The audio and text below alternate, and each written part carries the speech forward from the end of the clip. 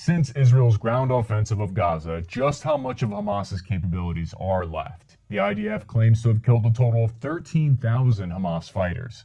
Now, given the typical kind of rates of attrition that we normally see in past wars throughout history, we can conservatively estimate twice that many are wounded.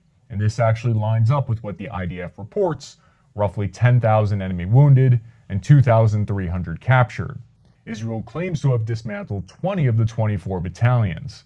They specifically chose the word dismantled to distinguish between that and totally destroyed.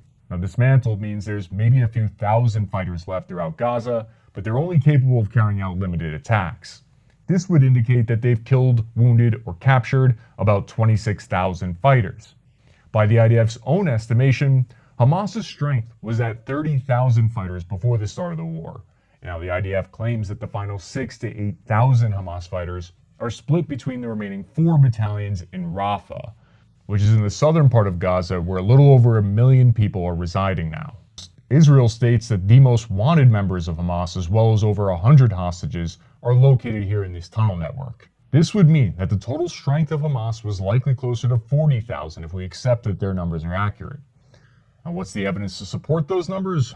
Rocket attacks on Israel have fallen significantly. However, this could mean that Hamas is out of rocket munitions, or it could mean they're firing them off less because it's too great of a risk and would draw attention of nearby IDF troops. However, there are other estimates that place the number of Hamas casualties much lower that we need to look at.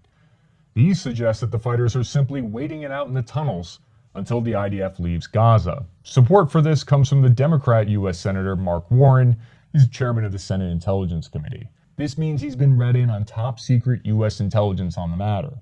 He said, quote, 140 days in, they've basically taken out only 35% of the Hamas fighters and literally have only penetrated less than 1/3 of the tunnel network. Meeting with folks in Israel, in the military community, in the intelligence community, the idea that you're going to eliminate every Hamas fighter, I don't think it's a realistic goal, which is a contradiction to the IDF's claims of having eliminated between 80 and 90% of the fighters. Now, Hamas does not give any official figure, but we do happen to know that one Hamas official who's in Qatar told the Reuters news agency that there was an estimated 6,000 fighters lost. Lost being the operative word here, could mean killed in action, could mean casualties. Either way, it's about 60% of the figure given by the IDF.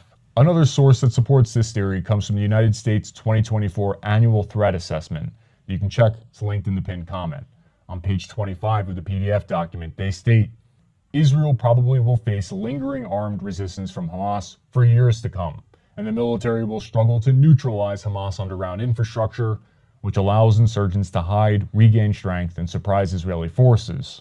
We can glean more information from the number given by the Palestinian Health Authority, how many Palestinians have been killed in Gaza, which is 30,000. This number does not distinguish between civilian and combatant deaths, and while it originally looked skeptical by some, now even IDF officials themselves accept it. The IDF claims about 2 civilians are killed per enemy combatant.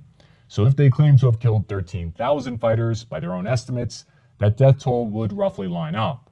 Where there's disagreement, though, is exactly what percentage of those killed are Hamas. Another indication that Hamas as an organization has currently taken a severe beating comes from the security situation in Gaza. Armed gangs not affiliated with Hamas have taken control. Law and order has completely broken down in the vacuum of power, according to the Financial Times. All these reports need to be taken into consideration with one another. All the assessments need to be factored into a larger analysis of the situation. Please hit the like and subscribe button if you found this intel in this video informative. Until next time.